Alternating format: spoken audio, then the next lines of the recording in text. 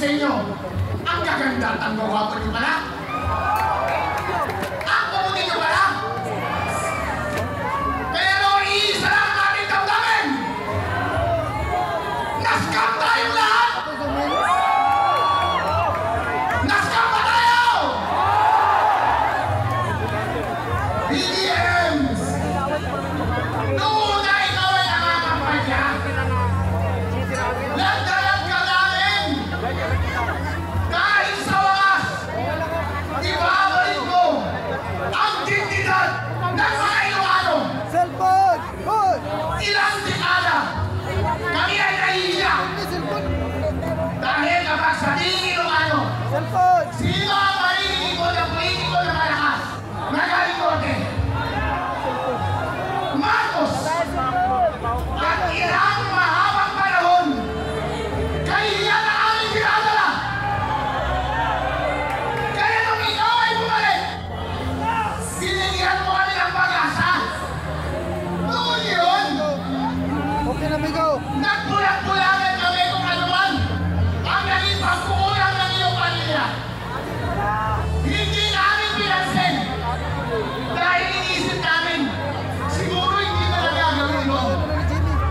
Siguro hindi na naman gagawin yung ginawa ng tatay niya. Medyo magaling magsalita yung ulan, di ba? Napaka-articulate. Kaya lahat ng mga Ilocano sumama sa kanya. Pero hindi namin nanilayan. Sabi niya ni Ivy kanina, nag-graduate pala! Ako, Idol! Kaya pala, pagkatapos mong manalo, hindi ka na namin galit. Yung lakas ng iyong hila, ng lakas ng iyong politika, biglang nawala nung ikaw ay umubuna. Sino ang aming nakikita mo ba? Si Tambalos Los! Hindi yan ang sinuportahan namin! Lahat ng ginawa kanila, lahat ng ginawa nila, puro magnanakaw! Anong nararamdaman namin? Hindi nakakahiya! Ano pa ang ginawa mo sa kapwa mo Ilocano? Ako Ilocano ako. Lahat ng nakikita kong pagkakamali ng iyong gobyerno ilalabas ko sa social media. Ano ang ginawa mo? Kinasuhan mo ako at pinakulong mo ako! Okay ng manong! Okay na namin si kanya tinay! Ba't ka naman? Kaya kayo lahat, kaya kayo lumalabas. Pinapalikod nila Balik na kulungan. na hindi kasalanan ni Marcos, ni Bongbong Marcos. Pero bossing, sa sobrang hayo, hindi mo na nababantayan ang tao mo. Kasalanan mo yan! Kung hindi ka gumagawa ng trabaho mo, dapat pa ba siyang manatili sa pwesto? Hindi na!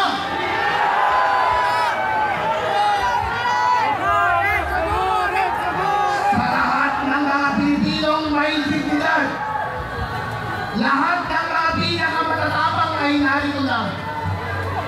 Kahit na sino Pilipino na nakikita na pinabawi na sila ng kanilang liderato, ng kanilang presidente, hindi na sila nilerespeto. Kahit pareho pa kayo ng salita, kahit pareho pa kayo ng maitim.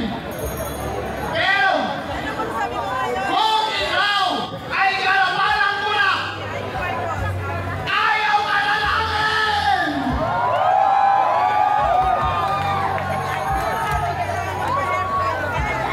Grabe no? Marcos resign!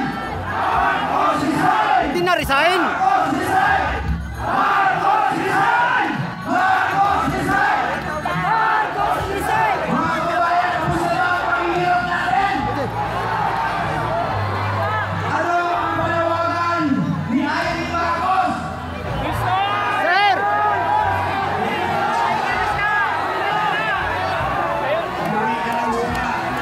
Sir, hindi na mag-resign, mag-awol na!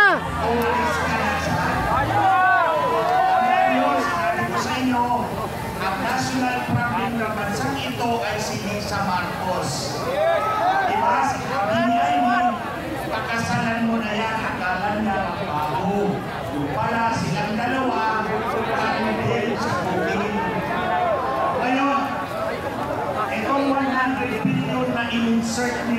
budget.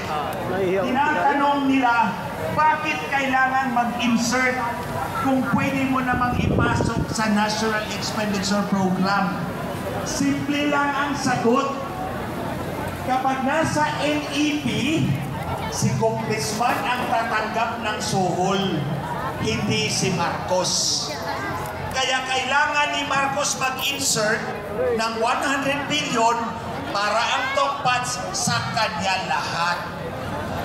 Hindi lang droga, kundi ang pagnakaw ng pera ng sambayanang Pilipino. I lay that blame directly on Marcos Jr. Tandaan nyo, ang Fort Bonifacio hindi binabaha kahit anong bagyo. Pero bakit yung komunidad natin ulan lang, baha na at hindi na susunod ang problema dahil dinanakaw nila? And nobody exemplifies it more than this president. Ito, basta Marcos magnanakaw, alam na natin yan. Ngayon, ito, General Browner at si PNP. Yung Chief PNP. Kayo. Nartates, General Nartates.